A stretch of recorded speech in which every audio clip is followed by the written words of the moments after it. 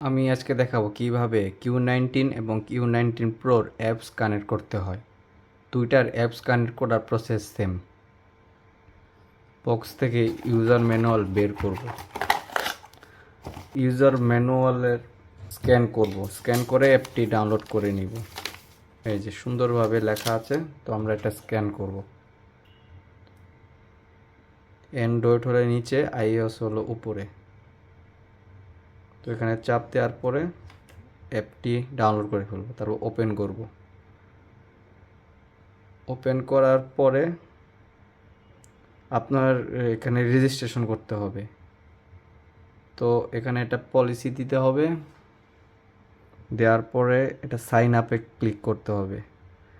তারপর আপনার email address দেবেন। তারপর এখানে যেরকমভাবে ওয়ার্ডগুলো আছে সেইভাবে লিখতে হবে। তারপর আপনার পছন্দ মতো পাসওয়ার্ড দিতে হবে। তারপর সাইন আপ বাটনে ক্লিক করতে হবে। সাইন আপ হয়ে গেল। তারপর এখানে নিকনেম দিতে হবে। আমি ABC দিলাম, আপনার যে কোনো কিছু দিতে পারেন। তারপরে হচ্ছে আসল কাহিনী। ঘড়িতে অবশ্যই গ্রামীণ সিম অথবা রবি সিম ভরবেন, আর সিমে অবশ্যই MB রাখবেন।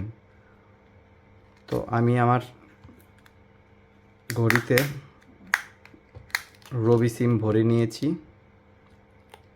এবং ঘড়িতে ফুল চার্জ করে নিয়েছি। ঘড়িতে ফুল চার্জ থাকা আবশ্যক। তারপর ঘড়িটা এখানে চাপ দিয়ে ওপেন করে নেবেন। ওপেন করার পরে এখানে দেখতে পারবেন নেটওয়ার্কের সিগন্যাল আছে কি না। যখন দেখবেন আছে, তখন এখানে যাবেন, এখানে সেটিংসে যাবেন, গিয়ে হচ্ছে ডিভাইস ইনফরমেশনে যাবেন, গিয়ে রেজিস্টার্ড কোড এখানে যাবেন। রেজিস্টার্ড কোড বা CID কোড বা যে কোনো জিনিস লেখা থাকতে পারে, এইখানে যাবেন না, এইখানে যাবেন, এই যে রেজিস্টার্ড কোড। তারপর একটা QR কোড আসবে। এই কোডটা এই যে এখানে স্ক্যান বাটন আছে, এখানে যে স্ক্যান করতে হবে। স্ক্যান হলেই ওকে, আপনার ঘড়ি সাকসেসফুলি কানেক্টেড হয়ে গেছে। এখন ঘড়ির টাইম ঠিক করার জন্য আপনার যা করতে হবে, টাইম ঠিক করার জন্য আপনি যাবেন হচ্ছে টাইম জোনে। টাইম জোনে যাওয়ার পরে আপনি এখানে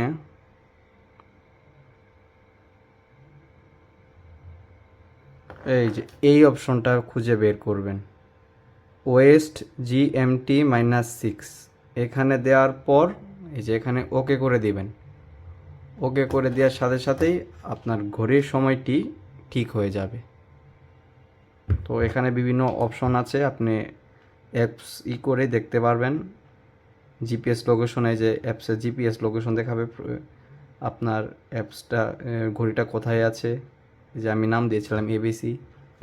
তো এভাবেই আপনি বিভিন্ন রকম ফিচার আছে, ইউজ করতে পারবেন।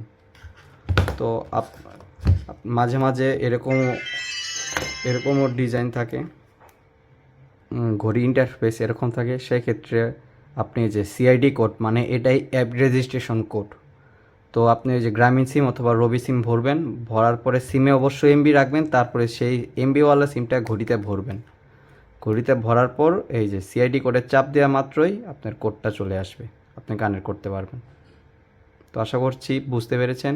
ভালো থাকবেন, এবং এই প্রোডাক্টটি কেনার লিঙ্ক নিচে দেওয়া থাকবে।